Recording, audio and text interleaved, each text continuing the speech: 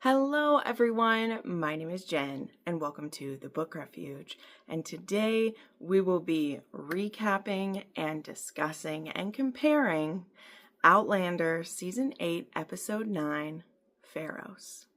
Let's go.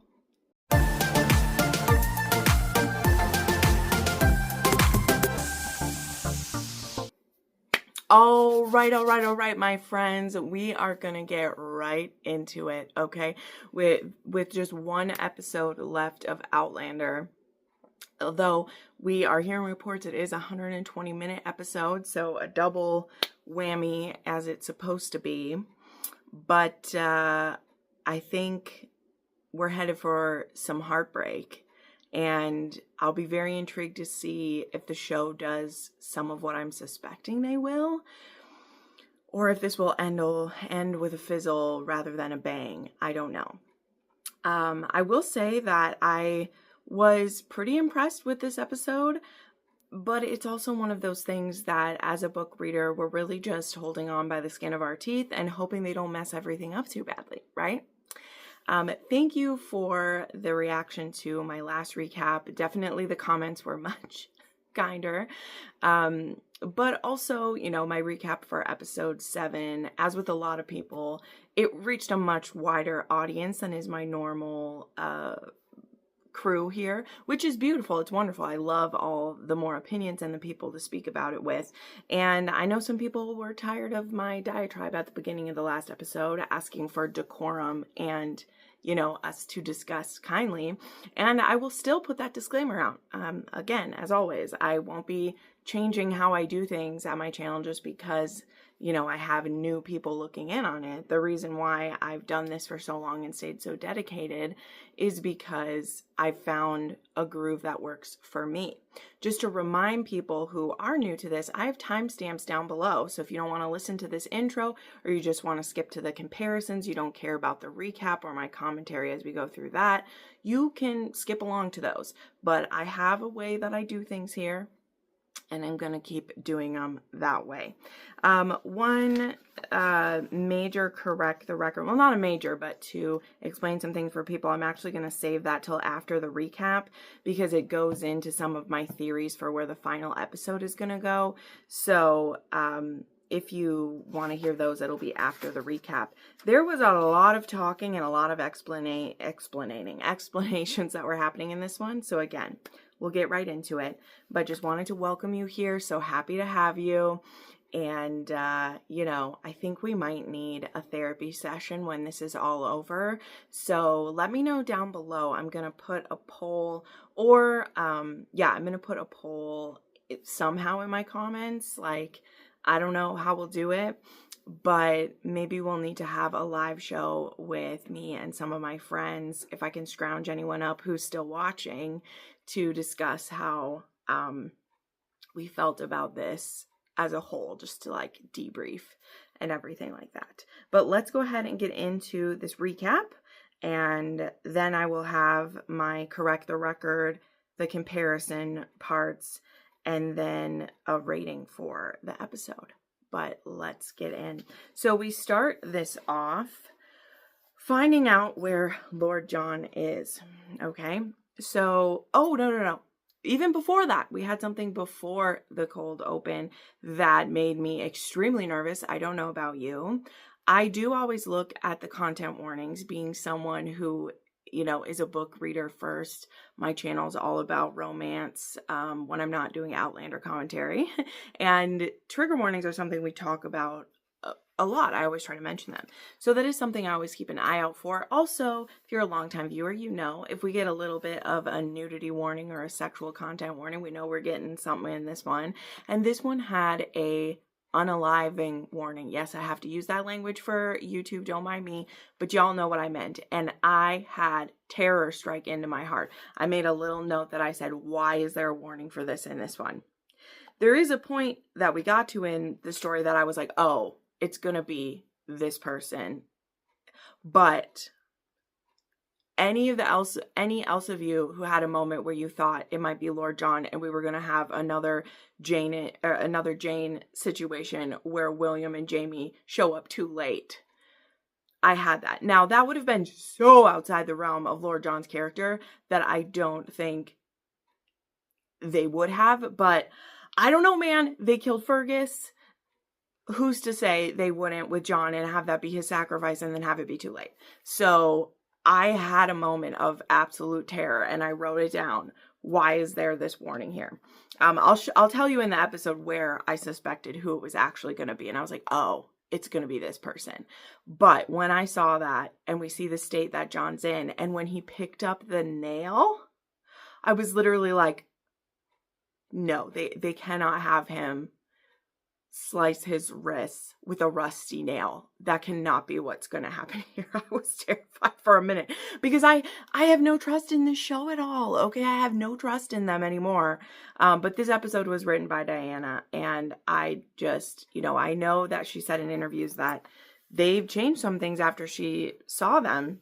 But anyway, I just had to say that before the episode even started, I saw that warning and I was like,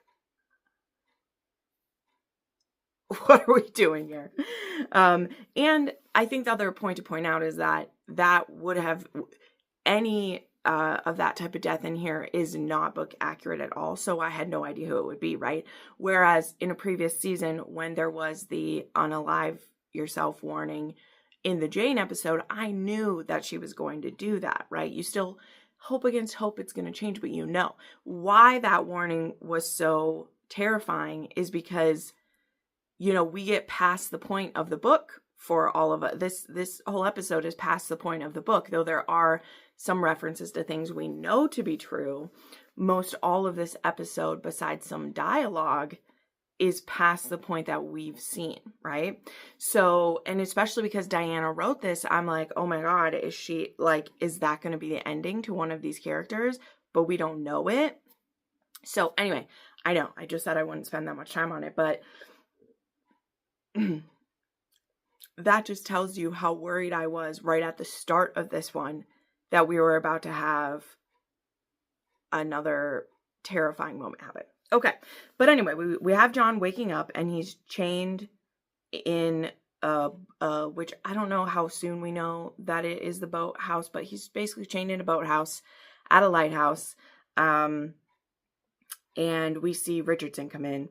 And what does he want? Well, he has a signed affidavit from a Neil Stapleton. Now, I have not read the Lord John series nor most of the novellas. Okay, there's something I've been saving for when this series is done. I may now try to get to those before book 10 after seeing how many things are being pulled in and after some interviews I've seen with Diana. But I know from watching a recap of the Outlander podcast, or the Unhinged, sorry. I want to call them Outlandish and mush them together, but the Unhinged Outlander podcast, that he shows up in those, in the Lord John ones. So that is good to know. But anyway, we have a signed affidavit saying that Lord John has known him carnally, and also that Percy has testified that they also had a relationship, which is incest. So if this info gets out, he could be charged with unnatural acts and incest and absolutely ruin the Grey name and bring them all down. And I love this because Lord John says a gentleman does not fold to blackmail.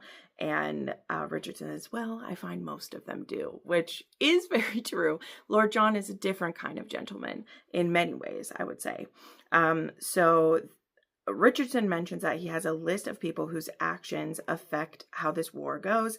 And the Duke of Pardlow, John's older brother Hal, is someone who his speech in Parliament to let the war end, to let the Americans have what they have, is one that is very powerful. And Hal wants, Richardson wants him to give a different type of speech. And so he is asking John to ask him to do that because he's saying we can't lose the colonies. And so more of this back and forth. There was so much dialogue in this one that was like important to it that I have so many pages, and I was like, I hate just writing it literally word for word, but otherwise I wasn't going to remember the important parts. So I have a lot of notes in front of me for this one. But basically he's saying, I am not going to fold. And he says, well, if you don't, you're going to be hanged and your brother will then be discredited. So you either convince Hal to change his mind, or, like, we're going to out you and he'll be discredited anyway. So you pick. And John is like, I ain't doing anything. So then we skip to the next day and we have Percy come in and speak to LJG. And this actor is so good, by the way, even though I just dislike Percy so much. They've made him pretty sympathetic in the show, in my opinion. They have made him pretty sympathetic to me. And you can tell that he loves John a lot here. So he's trying to convince John to go with this. And he's saying, I don't want you to die. And John is like, I'm not going to cave on this. Like, there are just some things that are worth it. And he says, Percy says, I'm sorry and I love you. And John says, I hope that you'd come to say goodbye to me, because I want you to go find my son and tell him I love him and give him my ring. So I did skip the little part here of him finding that nail then, but I did mention it in my intro there. So anyway, we will see what he did with that nail in short order, because then we will have our intro, and we have the lighthouse, and it says adapted for the screen by Diana Gabaldon, written by, and we see Ron D. Moore's name there too. That's what says adapted for screen, and then Diana wrote this episode. I believe based on her interview. So I found this interview from Outlander behind the scenes. I will link it if I can. I will say the interview, watching it, is quite choppy. I don't know if it's how they piece the interview together or what.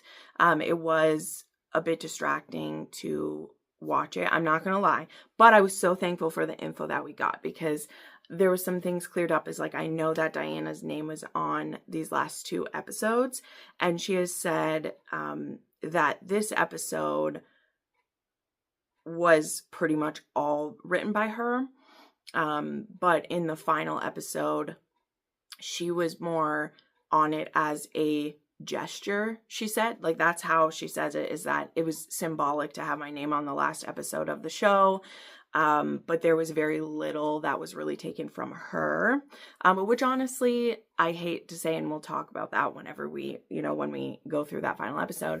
I'm sure that's because there are things going to be being set up, because they have Blood of My Blood coming in the fall, they have spin-offs, things they want. She has I shouldn't get sidetracked by this right now. I won't. We're going to keep going. We'll talk about it in future stuff. But there's so much good stuff in that interview that if it hasn't come across your feed yet, I will tag it down below, because one of the things that's been great is there's been a lot of stuff with her that gets brought in my feed because I'm watching more Outlander content than normal. All of these things are floating to the top. There's also a wonderful interview during the bye week that the Unhinged Outlander podcast had, which was the call that Doreen had with Diana, and they shared bits and pieces in that one. That was a very special private call that Doreen chose to share parts of it with us. So be respectful when you go watch that. It's not just the whole interview played for you. They are sharing clips and discussing it, because that's how their podcast goes. And it was brilliant. I loved it. I am such a big fan of those ladies over there. And if I have, any prayer or hope that I would be able to talk with those ladies someday, I would love it so, so much. They have so much planned for their podcast. I don't want to interject in it in any way, but I would die to talk with Jenny, Doreen, Katie, and Liz. Like, I would die to do it. I love those ladies so much. You're brilliant. If you see this somehow, I love you. But anyway, moving along. I'm sorry I had a sidetrack for that, but there was so much information we got from that. But my point being is that this episode was, I think, of all of them this season, the most strongly influenced by Diana. Now, she still has to keep in line with what they got going on. We know that. But I think specifically there's some dialogue portions that I really hope are what she's going to have in a future book, because they were so beautiful. And I was like, oh, I hope we get this conversation or her full version of it, right, in a book, because it was great. Okay, so then we have Claire, a voiceover of Claire and Savannah, and we hear right off the bat Amaranthus say that it's been 7 weeks that John's been gone. Okay, so this whole episode is lots of time skipping. It happens in this one because we're setting up the date of the King's Mountain fight. But Amaranthus had sent word to William, and it's taken 7 weeks. And so we have Jamie, Claire, and William who showed up there. And she's sharing what she knows. She said John disappeared, Hal hasn't arrived yet, and there's a package that has been left for the Duke of Pardlow when he does get there. So we're being told Hal's on the way. We never do see him in this episode. Don't know if he's just disappeared and we're just done with him because this storyline gets wrapped up in this episode. No idea. But there's a package that is left. And when they open it, it is those papers that we saw just previously. So straight up, Richardson had Percy deliver those, and Percy dropped those off, but we're going to go see Percy in just a second. But it's saying the charges that will be leveled against him, and they're saying, okay, we need to find John and we need to make sure all these copies are gotten rid of. You know, I don't know for sure that has happened, by the way, because of how things play out. I would assume Ezekiel wasn't stupid enough to only make one set of them, is the thing. So I don't know. But then we go to Percy's office, and Willie is real riled up, and he slams him against a wall and is like, where is he being held at? And he says, I don't know, he's blindfolded there and back. Very interesting. But he gives over the ring, and the ring has Pharos written inside. We know that means lighthouse. And who is it? They know where the closest one is, I guess, is the discussion that goes back and forth.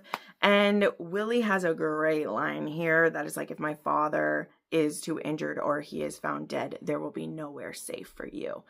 Very Jamie Fraser of Willie to say that, and I loved it, by the way. Nope, we're saving that comment for later on, but I have a few comments that I was writing in my notes as I went, but we're going to keep going forward here. So now we found this lighthouse nearby, and Richardson happens to be fishing and is out of the boathouse, okay? And we have our moment, which is funny. I think it's Liz on the Unhinged podcast who calls this a Volturi moment.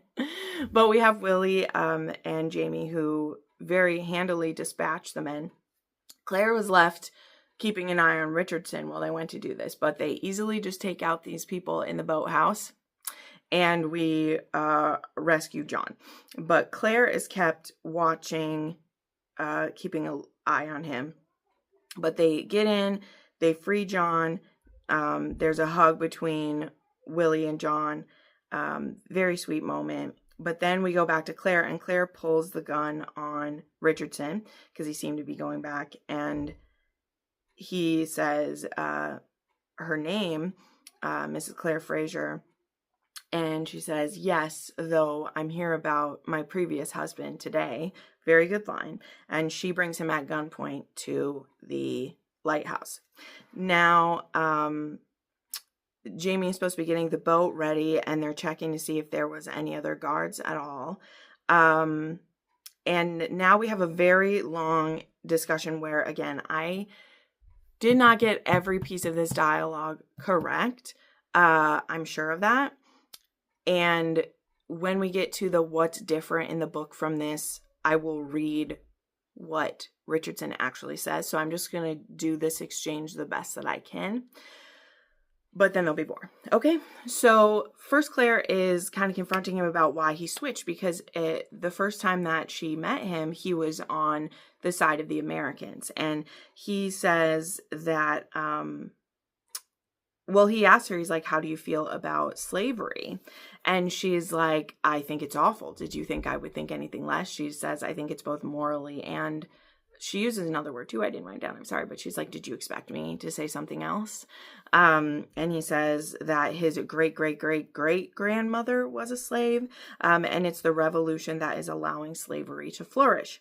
If Britain wins, he's basically saying that, you know, because they do abolish slavery before America will, and he's saying that if Britain keeps control over everything, then slavery will be ended here sooner. That's what he's saying anyway. And so she basically then is like, so you're a traveler because you're saying these things. And he lists out stuff and she's like, you're a traveler. I know what these things are. I'm from the 40s and the 60s. And he's like, oh my God. And so then he starts listing out all of the awful things that slavery led to. And which, very true, absolutely. And so he believes that stopping America from winning will change. That is what he's saying. And he's saying he's pinpointed several persons who are crucial to the U.S. winning. And the Duke of Parlow, I want to call him Hardlow. The Duke of Parlow is one of them. And she's like, okay, well, why didn't you just kill him? And he explains, well, if I just killed him, someone else would give the speech. I still want his influence. This is me speaking, not him.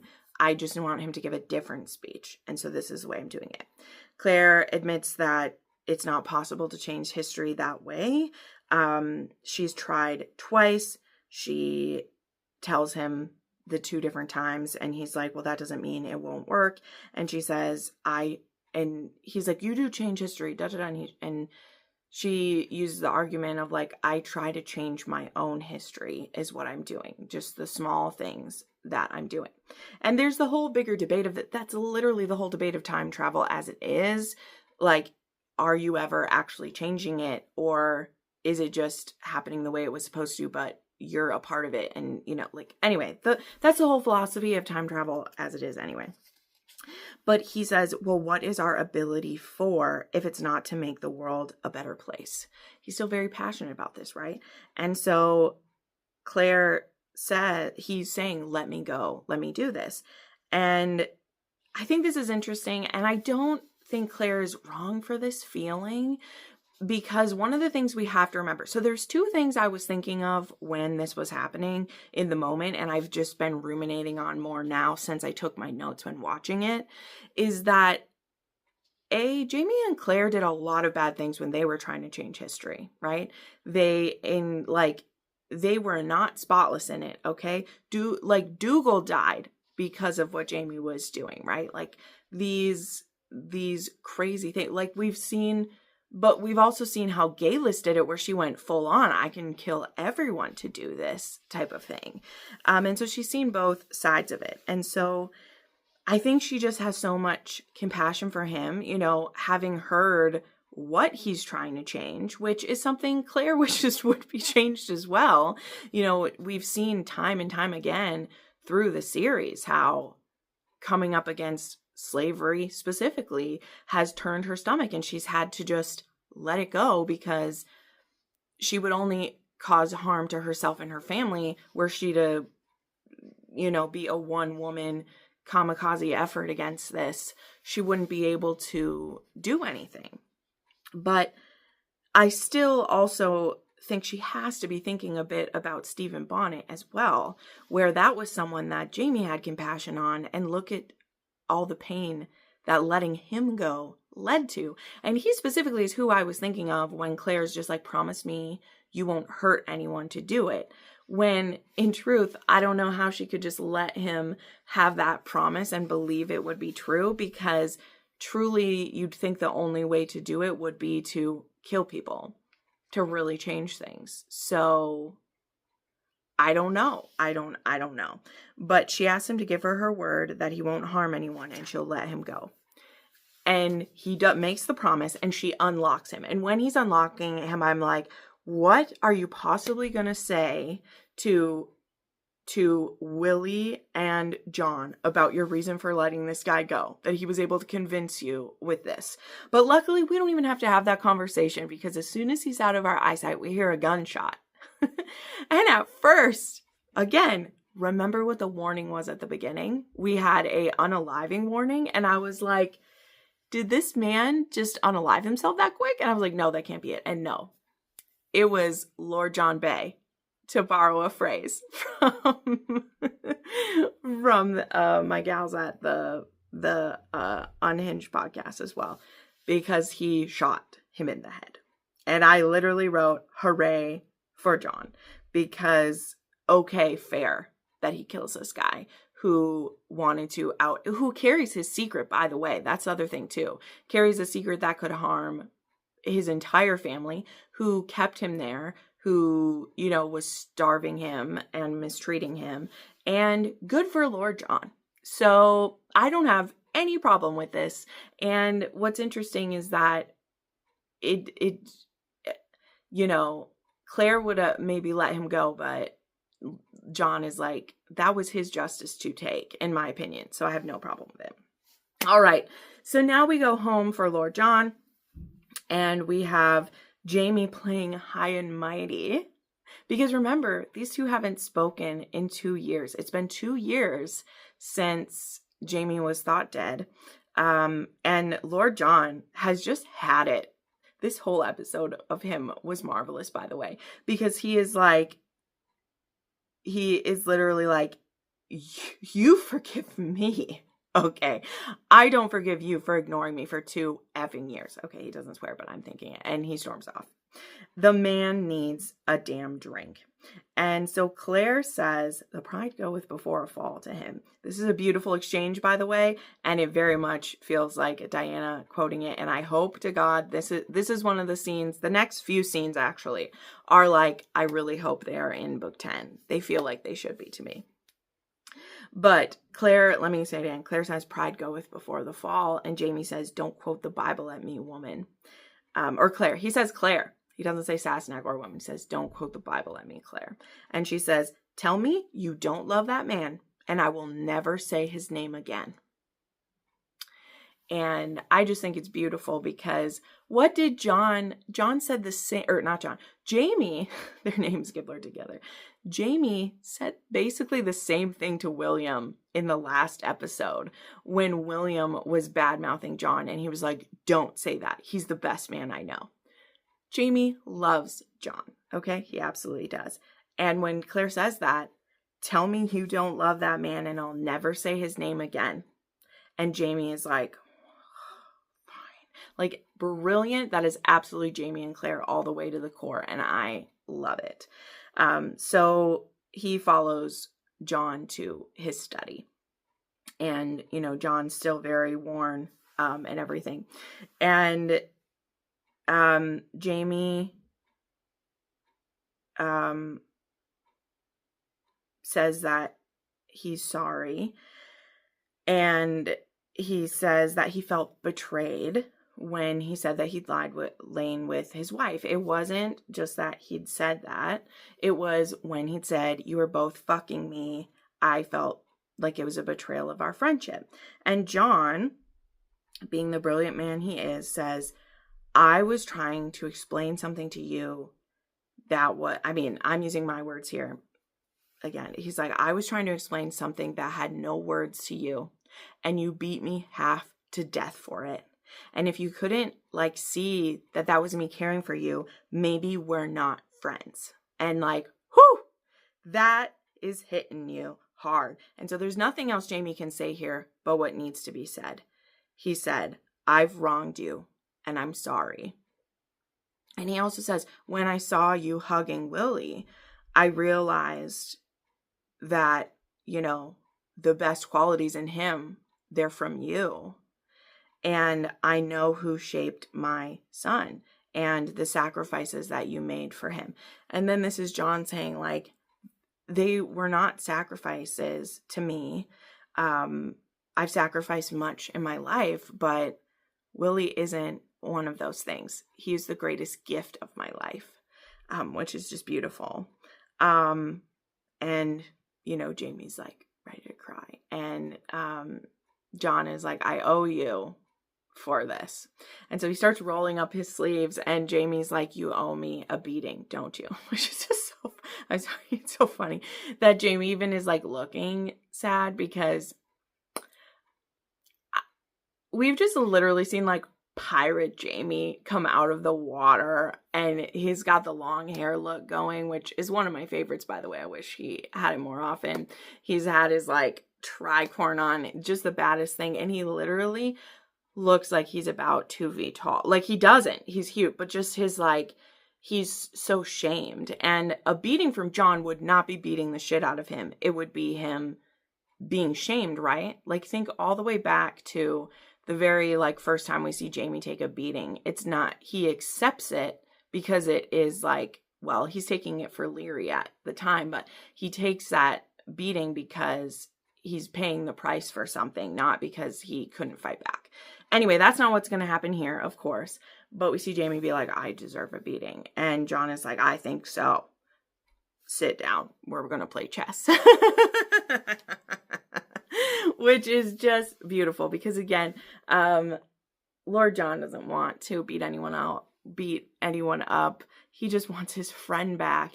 And that is what the whole situation with Claire cost him. And all the years they had to stay apart just because of Willie. He couldn't be around Willie, and because they were on different sides of a war. And this is a moment where John's been rescued. He has no civility left in him, really, and just wants to play chess with his friend. And I wrote, John is too good for you, Jamie. He's too good for you. Okay. Then next we have a beautiful scene. Guys, this one's going to tear me up. So those of you who don't like to see me cry, you can skip ahead, but I'm definitely going to tear up right now, okay? We have a beautiful scene between Claire and William. Oh, I so wish we had more scenes with Claire and William. We only really had one in the last episode, and it was one where she was having to chastise him. This one is absolutely beautiful. William comes up and sits by her, and she says, your dads are talking. They're playing chess and working things out. And he explains that he just feels so conflicted about it, and is like, how can I love both of them? And she says, do you know that Brianna had 2 fathers? And he says, yes, she's told me. And she's like, who else does she list? Like, Ian had 2 fathers, and Swiftest of Lizards had 2 fathers. And Claire even says herself, she says, I lost my own father when I was 5, and my Uncle Lamb was like a father to me. And she says, lots of people have 2 fathers. It takes a village to raise a child. And she says, they will fight for you. And he says, it feels like a betrayal to whoever if I love the other one. And Claire says that love isn't a betrayal, it's a gift. And he says, I don't know what to do. And she says, you just have to be their son. And I've shared many, many times in my Outlander reviews, particularly of the books, that I'm someone who, I have a mother and a father still living. They're lovely. But when I was younger, they were not the best parents to me. And I was mostly raised by my friends' parents. And people in my community looked out for me and loved me and were there for sporting events and musical events and things when my parents were either working or just didn't really care about them, right? And I know this is my sidetrack into this, but it's one of the reasons I love Outlander, which is a lot about adopting. It happens so much, right? Like, it's one of the reasons why I struggle to go fully anti-Frank ever, because I love that he was a good dad to Bree, and that he wanted to be a dad so bad and he couldn't, but then he got Bree. And so, it even gets mentioned later in this episode, we'll get there, where Jamie is like, he had no love for me, but he loved you. And like, that is a thing that these men across time, across animosity, across, history, they have a respect for one another because of how they treat a child, right? And that is beautiful. And that's what really makes someone blood of my blood, in my opinion, is just you choosing to love them too. Like, it's beautiful.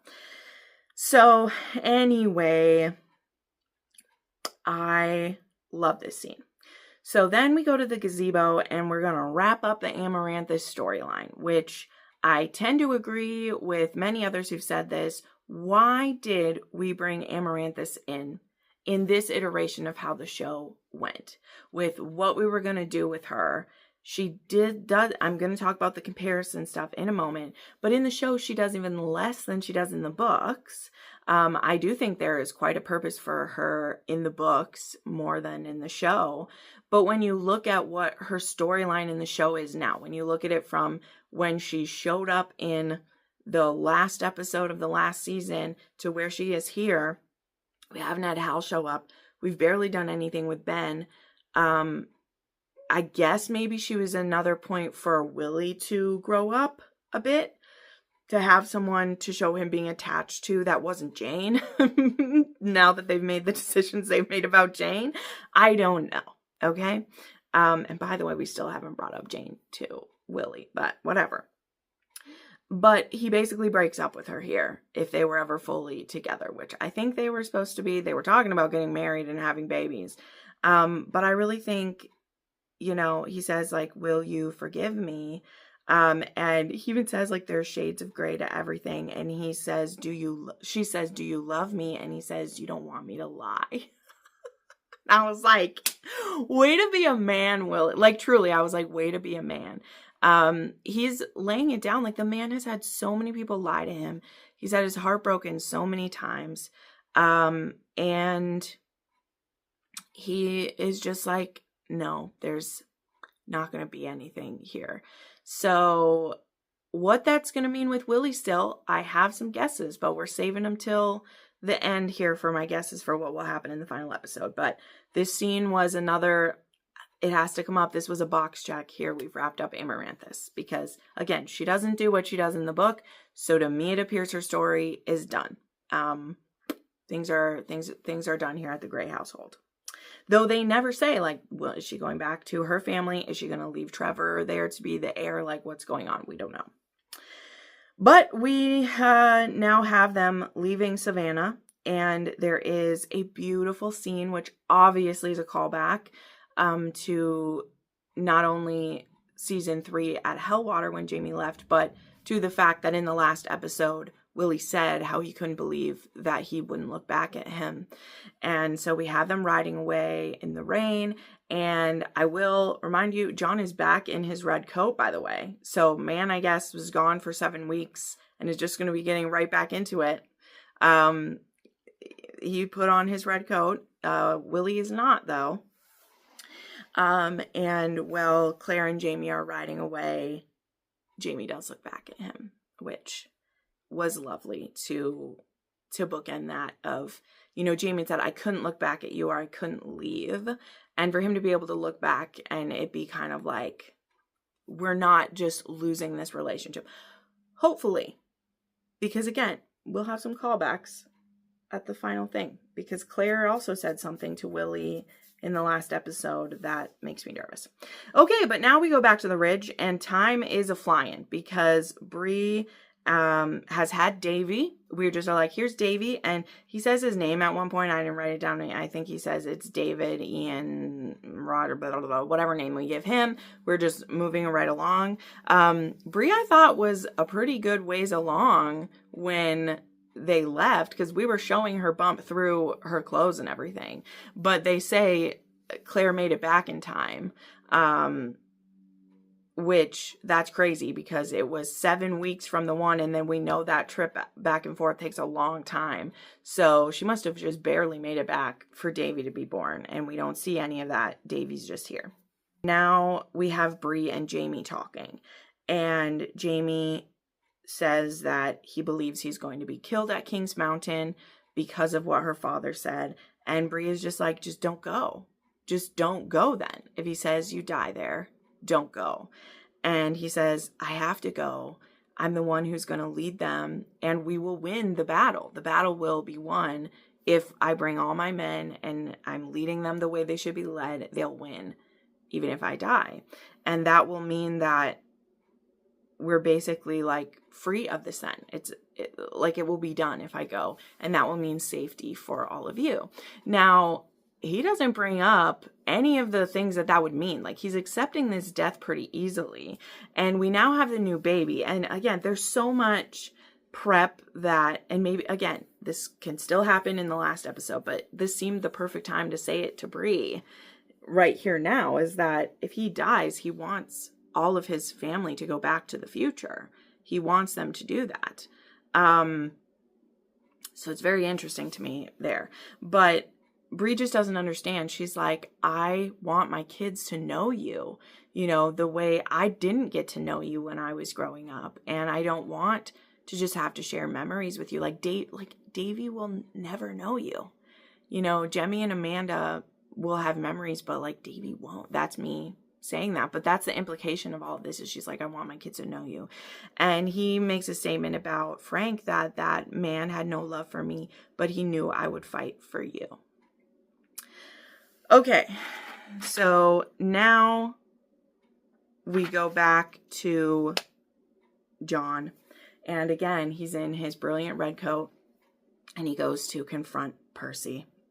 And when he confronts Percy, this is another scene, sorry, just to say that, again, I have not read the novellas, but from the context of what others have said, this kind of echoes a scene that maybe happens in one of the novellas, where Hal tells John to offer Percy a way out of this, because it will be very cruel. So John confronts Percy. He goes in with some affidavits and a gun, and he puts the gun on the table in front of him, and he has the affidavits, and he says, you betrayed us, you betrayed me.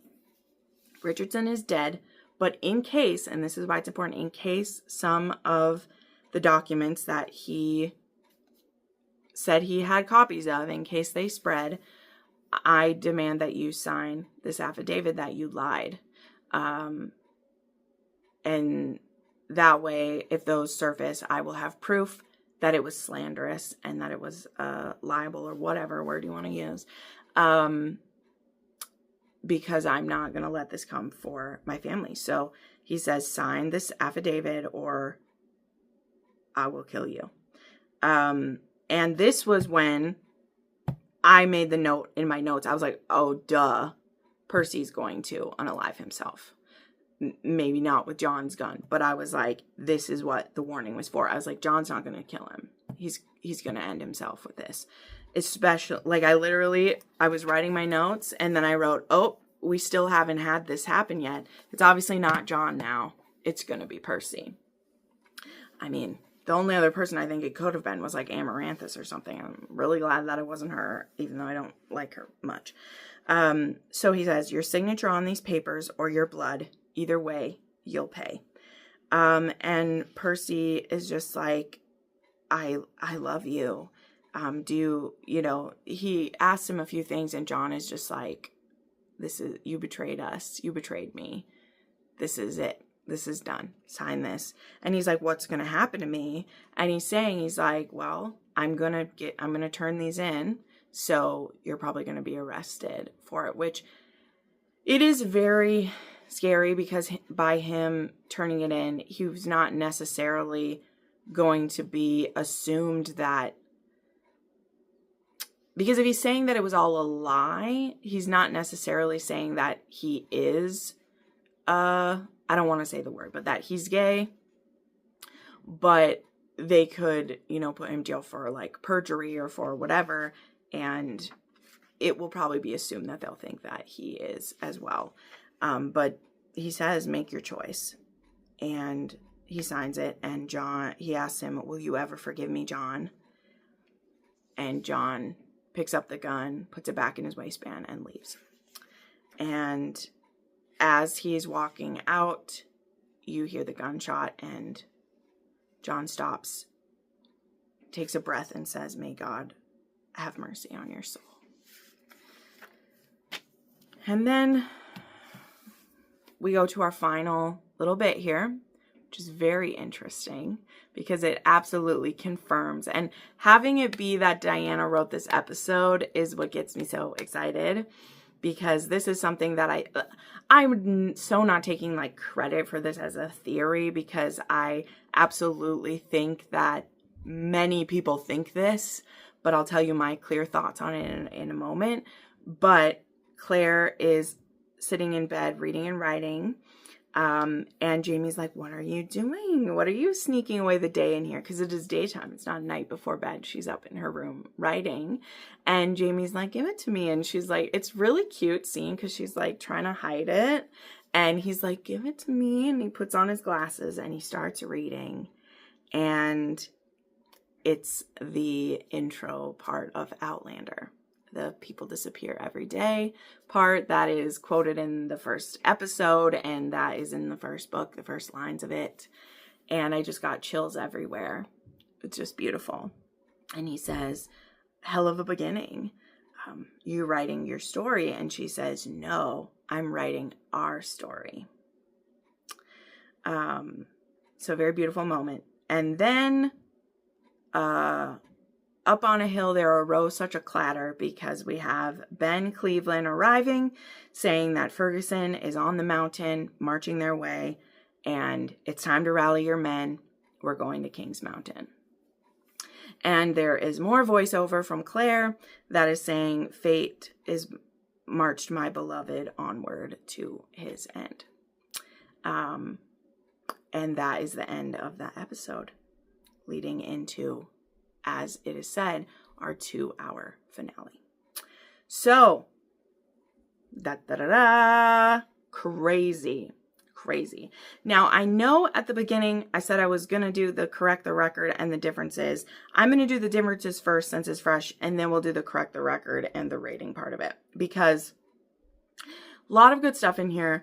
But as a lot of cappers are telling you, this episode was very much a box checking and wrapping up a lot of storylines all at once here to prep things for this final whatever they're going to do. Which again, that's understandable, this being the end of a very long series, right? What's frustrating is the boxes that aren't checked, the things that are left open. And I have to wonder if all of those boxes can possibly be checked in the final 2 hours.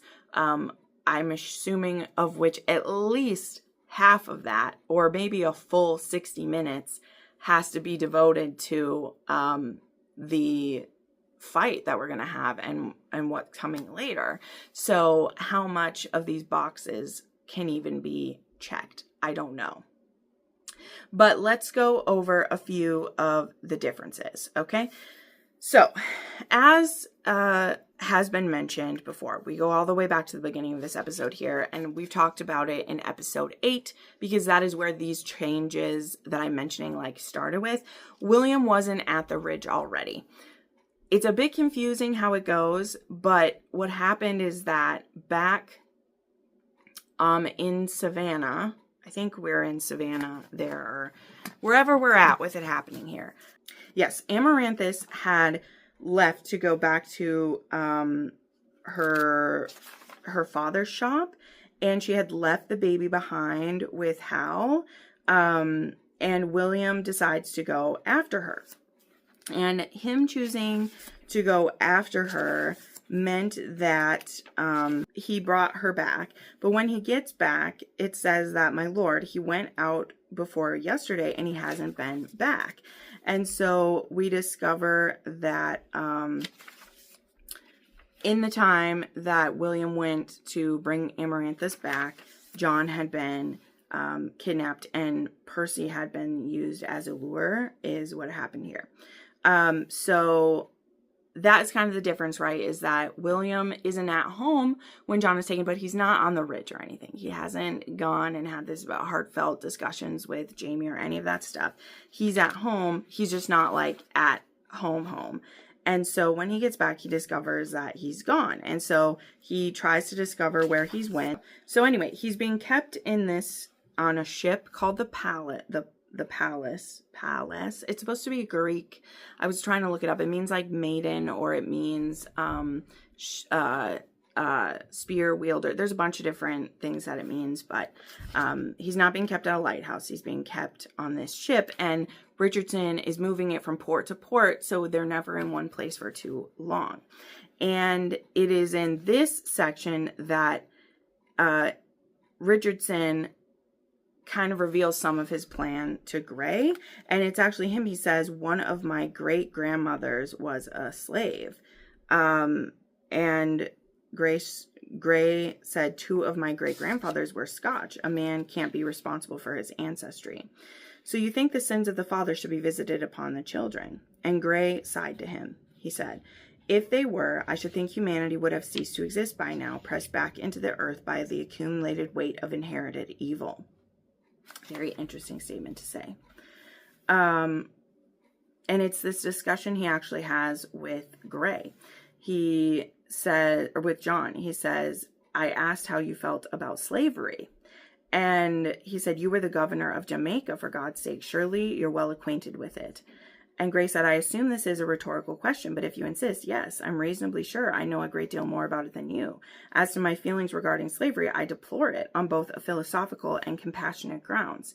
Why? Did you expect me to declare myself in favor of it? So he has this discussion with John, not with Claire. Claire and Richardson in the book haven't come face to face yet because Claire's on the ridge, right? And it's very interesting that he's asking Gray this. And I'm going to continue with just a bit of this. I won't read the whole thing. I know I'm trying not to do the whole thing, but he's questioning him. He's like, so he said, did you expect me to declare myself in favor of it? He says, you might have, Richardson said, but I'm glad you didn't. Now, your wife, or your ex-wife, if you prefer. If you mean Mrs. Fraser, she was in fact never my wife. The marriage between us was arranged under false impression that her husband was dead. He's not. I'm well aware of it, he said. I'll have to go soon, but I want to know, sir, is whether you know what Mrs. Fraser is. So he's testing to see if John knows that Claire is a traveler, which is fascinating.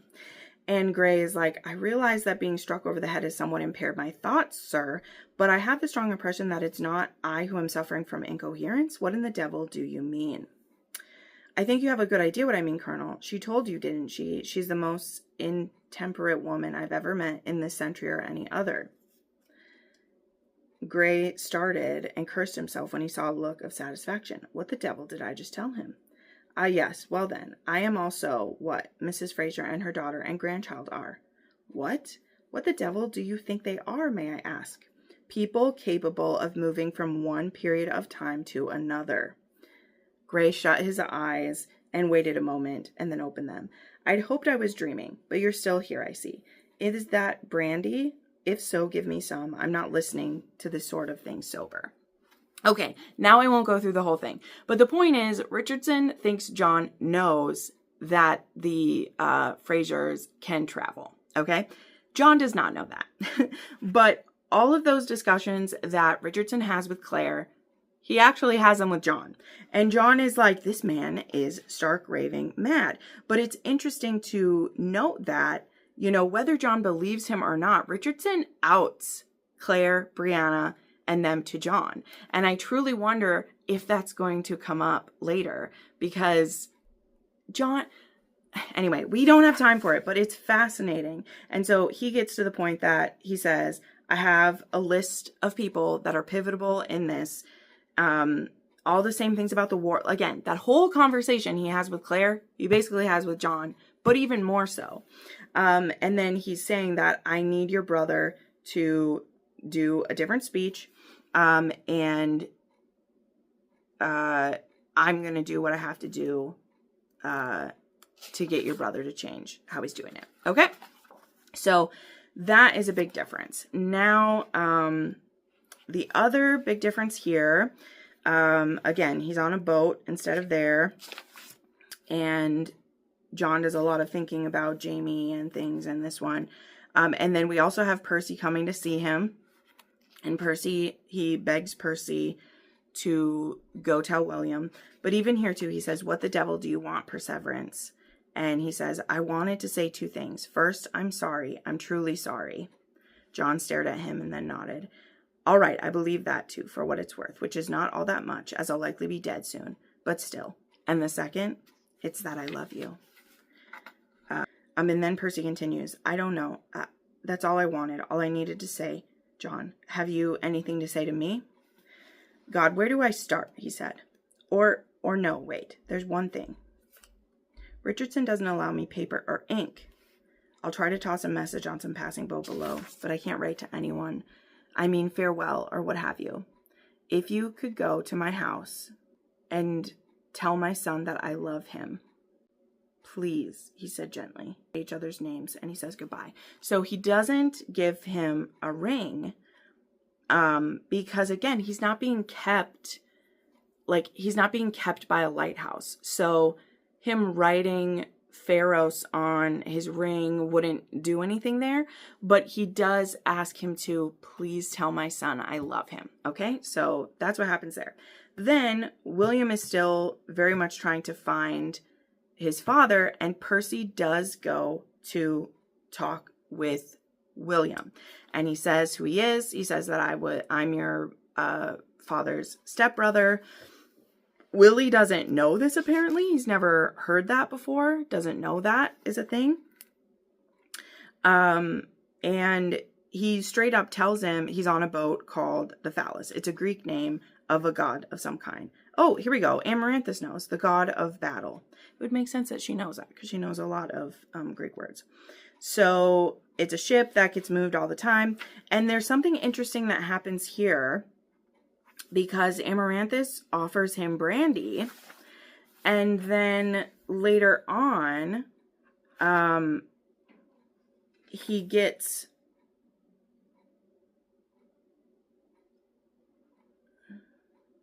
okay, sorry, I'm trying to make sure I say this right.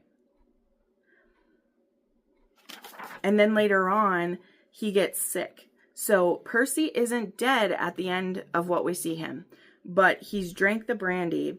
And then at the end of this scene here, he asks for more brandy. And Amaranthus, it says this. She says, he spotted the bottle on the floor and grabbed it, hearing Amaranthus cry even as his fingers touched the bottle. Not that one, she said. And there was aromatic red droplets on the label. Wainwright began making gurgling sounds, and he was curled up. And he says, Jesus, the ship will have sailed by now. So anyway, I'm sorry that I took some time going through that, but it's just very interesting because so many things are different right here. You know, Amaranthus being there when this stuff is revealed. It is kind of suspicious about which brandy was given to him. The brandy gets mentioned like multiple times here. And I think we're supposed to assume, and this is what I've heard other people say, I'm not trying to just steal other people's ideas here, but it appears that Amaranthus, like, maybe she didn't purposely poison him, but there was poison in the bottle. And again, what does her father do? He is a, wow, I just forgot the name of it, but like, is it horticulturist that he is or whatever? Point is, I think the woman might know a little bit about poisons and things that can do things to people.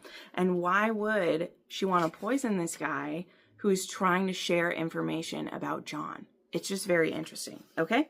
So then the other change, is, yeah, he hasn't like fully ended things with her yet that we've seen.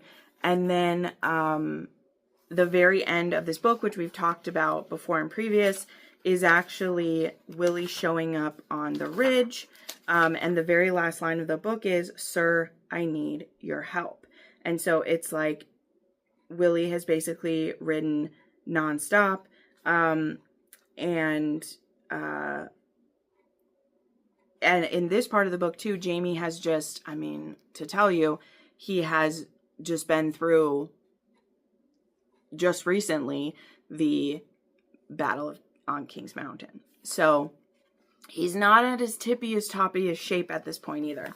But Willie says, Sir, I need your help. Now, this is very interesting to me because the end of this had me so hyped up. I know cliffhangers are tough. Of course, I hate them. And particularly with this book because it's years before we're getting more. But I was so hyped at the end of this book, and I'm getting hyped about it now. So anyway, okay. So that's the stuff that's changed there. Not a ton. Now some other things that are different too. Davy being born when he is, that like all happens earlier in the book that he comes. And yeah, I won't want to talk too much more about that stuff because I think it might be in the final episode, but I'm trying to think if there's anything more. Okay, now some things that just totally got dropped. Okay, I bring this back again, and I will for the rest of it because they've bumbled this part of it so badly.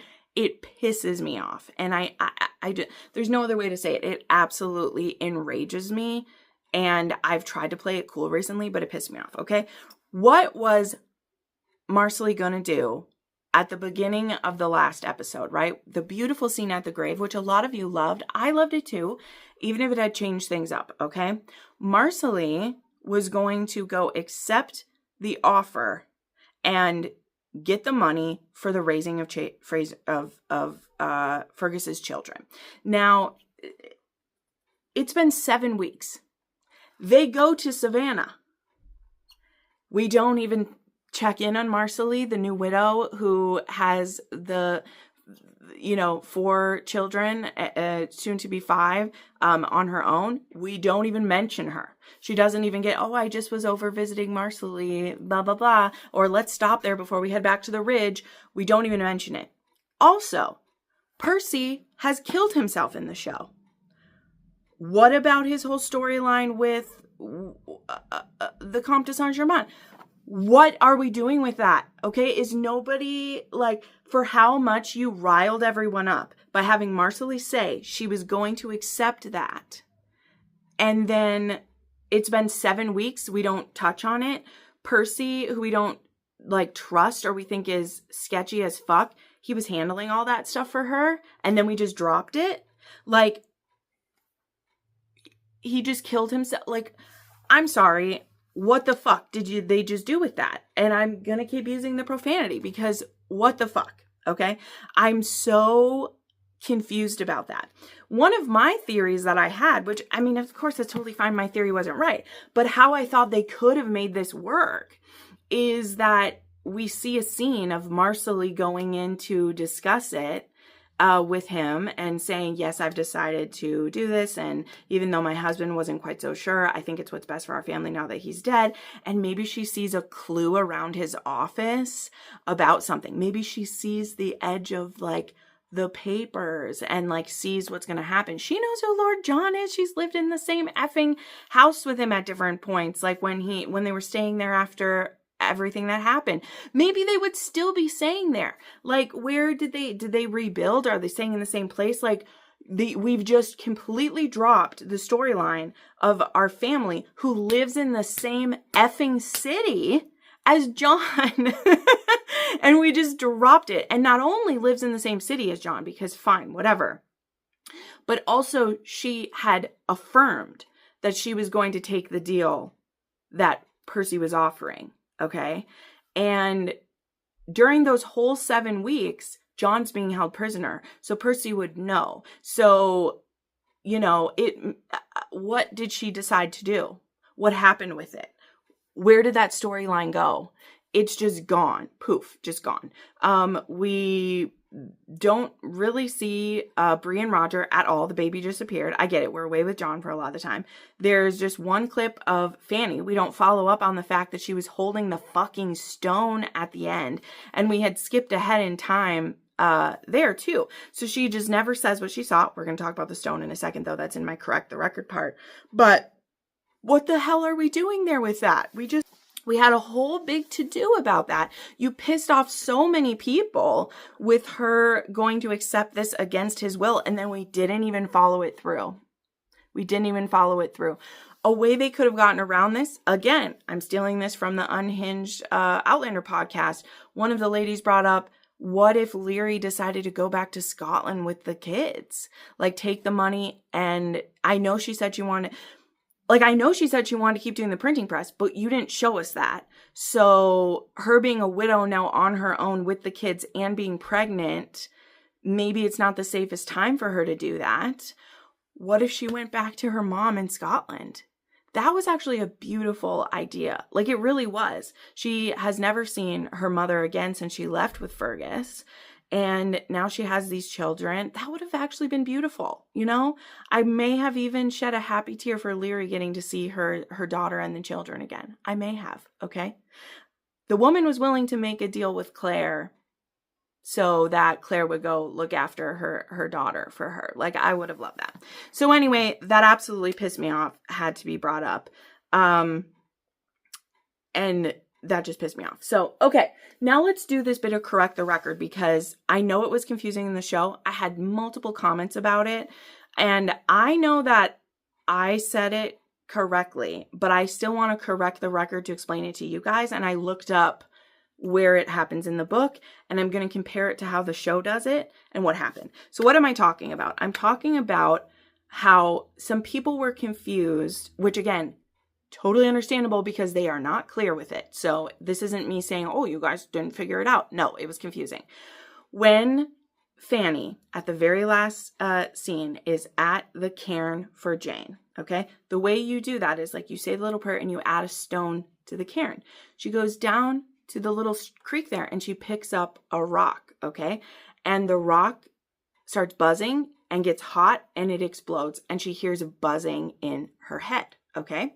Now, some people commented that how come Claire has never mentioned the buzzing when she's been down there? Okay, people pointed that out. How come no one else hears that with the stones and everything? Fair enough. But to be clear, it isn't that the location by the cairn is a spot to go through time. That is not what was being shown. That's not what they're trying to communicate. Based on show scenes, there's a scene when Jemmy holds a stone that it gets hot, and he hears like buzzing when he's holding it. That's in the show. How they show that the stone is like talking to them is the buzzing. You also hear the buzzing when you get to a location where you can go through time, but that's not connected to stones, okay, to be clear. It isn't the stones at Craignadoon that are, like, I know they always show you touching the stone. That's so it's a visual representation, right? Those stones, according to lore and speculation, are erected around where ley lines meet, okay? And in different places in the Outlander universe where these ley lines meet, people have put up some form of, a marker to show that this is one of those places, because they meant different things to different cultures and they're different places. Example, in Jamaica, it isn't a stone circle, it's a pool that Galis, remember when she's going to try to time travel, she goes to jump into, Claire whacks it, decapitates her before she can jump through and try to steal Brianna. In the episode with the hydroelectric dam where Brianna gets trapped in there, she believes there is a ley line meeting under there because she hears the buzzing and some things are different down there, and she almost gets like sucked through there. And the dam was built over the top of it. So in these different places where, and a lot of people did choose to make a stone circle, or they put a monument or something there because there was something magical about that place. But it isn't the stone itself that you touch that's making you do that. That is just where the power is concentrated.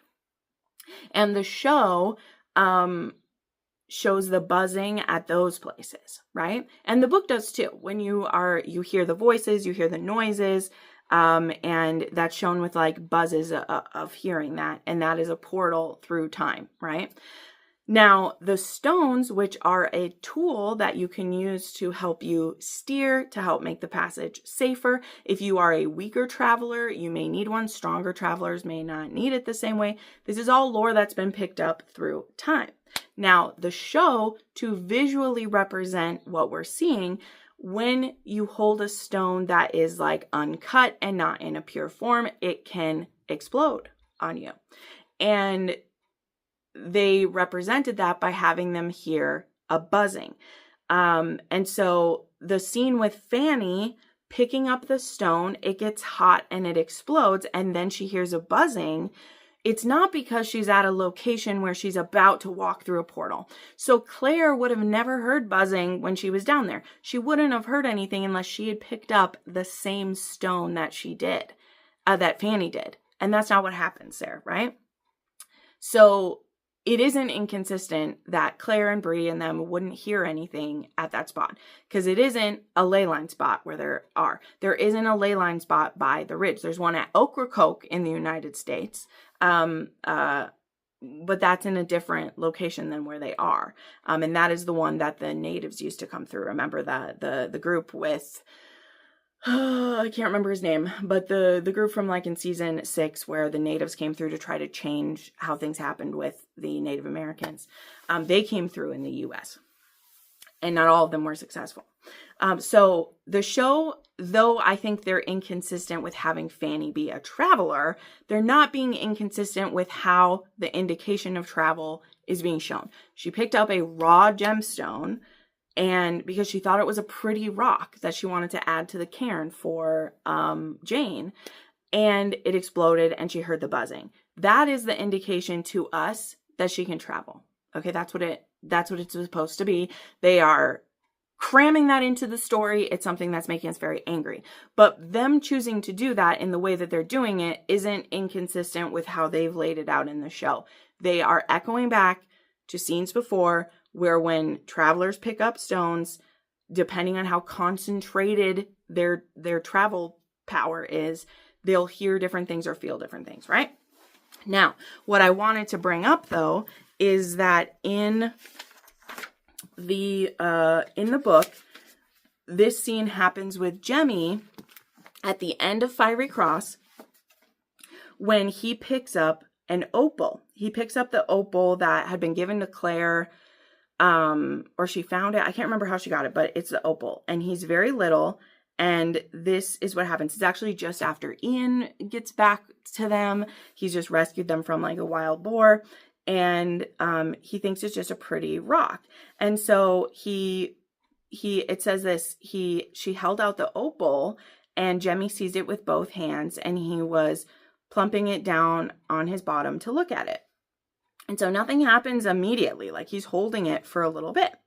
And then while they're talking and Jemmy is playing with this opal, he all of a sudden says, "It's hot," he said. "Mummy, it's hot."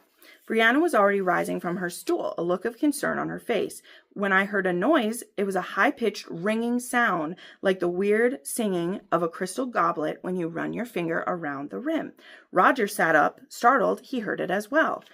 Brianna bent and snatched Jemmy out from under the table. As she straightened with him, there was a sudden pow, like a gunshot, and the ringing noise abruptly stopped. "Holy God," said Jamie, rather mildly under the circumstances. Splinters of glimmering fire protruded from the bookshelves, the books, the walls, and the thick folds of Brianna's skirt. One had whizzed past Roger's head, barely nicking his ear, and a thin trickle of blood went down his neck, though he didn't seem to have noticed yet. The opal had exploded, and outside, Rolo the dog was barking furiously. So it does explode violently when it is an uncut gem and the power is kind of going in there. So this is how they work it out, though. Jamie says first, "Did you sense anything odd about yon stone when you gave it to the lad?" "No, it felt warm, but everything in the room is warm," because it was summer when this happens. "Noise, when it went bang, do you mean?"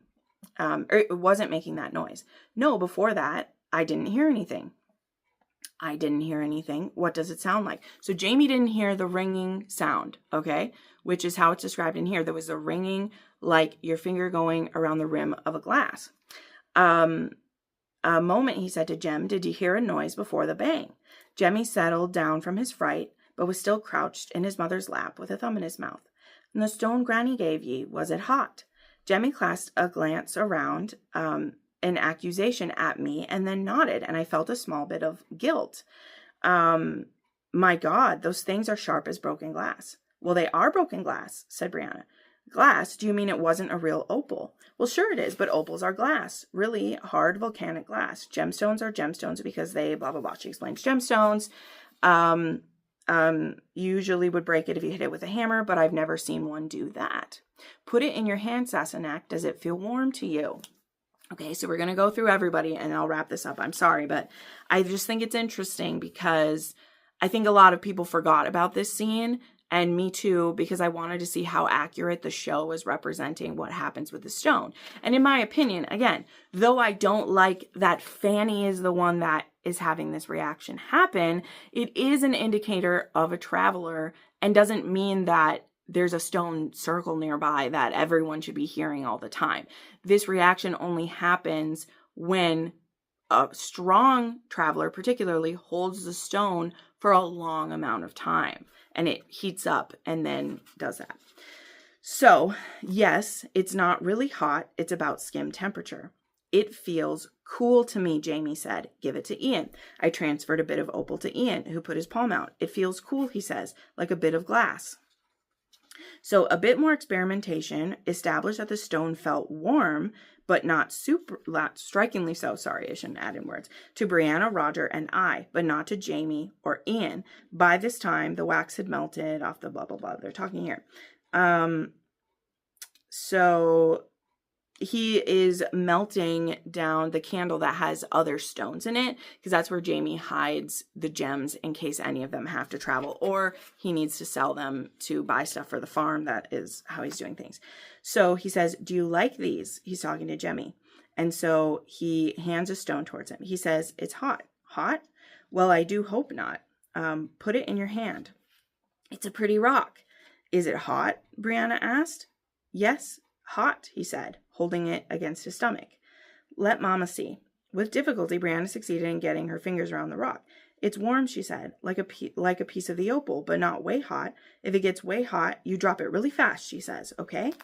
Roger had been washing. He's got it then, doesn't he? It's 50-50. So anyway, then he's having a moment with like, yes, he can travel like you. We're related. He's not, Stephen Bonnet's kid. That's a big issue at this point in the book. But then he says, the stone, do you suppose the voice of time is Jem can hear the rock? Jem, is the rock singing to you? Jemmy looked up surprised. No.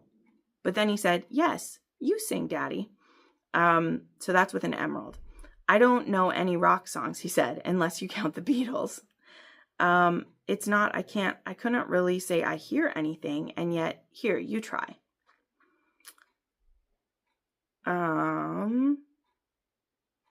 Brianna says, it's genetic, isn't it? It has to be. Genetic? Ian said. Why shouldn't it be? I said, everything is. Blood type, eye color. But everyone has eyes and blood, Sassenach. Wherever color his eyes may be, everyone can see. But yes, there looks to be there's other things that are genetic. So that is how the book describes it to show that someone is a traveler. You wouldn't immediately know in picking up the stone, just as Claire didn't have anything happen when she had the opal before. And I think she'd even at one point carried it like in a pouch or something. So it wasn't directly against her skin. But when Jemmy was holding it for a concentrated amount of time, whatever power or things that are in there caused the opal to crack and explode because it was a raw gemstone. Whereas the gemstones that have already been refined as the emerald that Jamie is passing around, it's a bit more stable is what we would say. But all of the travelers who would hold the gemstones, they were warm to them, right? And it has to be against your bare skin, which would make sense because the other people in this family who have worn jewelry with stones on them, they weren't just feeling the gemstone be hot when it was like, let's say, encased in a ring or a watch or a pendant, right? It was when it's against the bare skin. So anyway, I didn't mean to go on a full diatribe with that, but I just wanted to explain the differences and the similarities. So again, the issue people have with Fanny having the stone crack in her hand is not because they're being inaccurate in how you indicate someone's traveling. It even says that when the stone broke, they all heard a sound, okay? It may be a ringing sound in the book, it's a buzzing sound in the show, but it isn't inaccurate how she discovers she's a traveler. It's the fact that she be a traveler at all, that is upsetting. So I hope that makes sense. And everyone who has questions about that, no, Brianna and Claire wouldn't just walk through that area and hear a buzzing because they weren't holding the stone. So again, that is me correcting the record or explaining things there. I hope that helps. There's a difference between the conduits or the stones or whatever they're calling them and the ley lines themselves, which are where the traveling locations are. And they are often denotated by some form of landmark, i.e. Cregna Dune, a pool of water, a stone statue someone makes. And it isn't the stone itself people are touching to travel time. They're just going over the top of the exact spot where the ley lines meet. Okay, so I hope that helps. But anyway, this video got way longer than I meant it to be. So let me just tell you my rating about this one. This is so tough, but I would give this one another 7. I think Diana was doing her very best to correct a lot of things. And insofar as a lot of dialogue is direct from the book, even if it's being spoken to other people, I don't like that they just drop the storyline about Marsali. I don't like how they changed up, they just sped through some really important things. And so I was also so much was all just explained through talking in this episode. It was all tell. This whole thing was. Also, a final bit to mention as well is the fact that Claire's writing their story. So again, I don't think anyone who's read the books thinks this is a surprise. One thing that I want to point out about my theories about it, though, is that, again, I don't think this is new or fresh, but I think it explains, when you read through this series, one of the fun things is how other POVs get added in. And those POVs that are not Claire's are not first person, right? All of Claire's stuff is first person POV. Anyone else's POV who gets added into the story is in third person, like it is being shared with Claire, who will then add it into her story. Even Brianna and Jamie. Though at some points in the series, there are times when Jamie's POV and Claire's POV almost meld together, like they maybe share a very deep connection. So that is something I find very interesting. I also think that we don't get POVs from people that haven't had contact with Claire at some point. At some point, I'm saying, right? And if we, I can't think of one. Point it out if I'm wrong, which that maybe will have to be for a different video when we talk later. But all of the POVs in it come from someone who has met Claire and could have shared their story with her at some point. And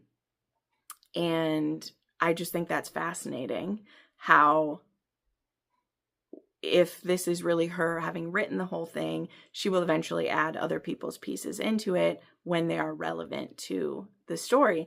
And I think it makes sense that characters who are the closest with Claire have the most detailed POVs, which I think makes sense, right? Like Rogers is the first major second POV that we get, and things like that. So anyway, I love that piece of it. It was great. But I think I give this a 7.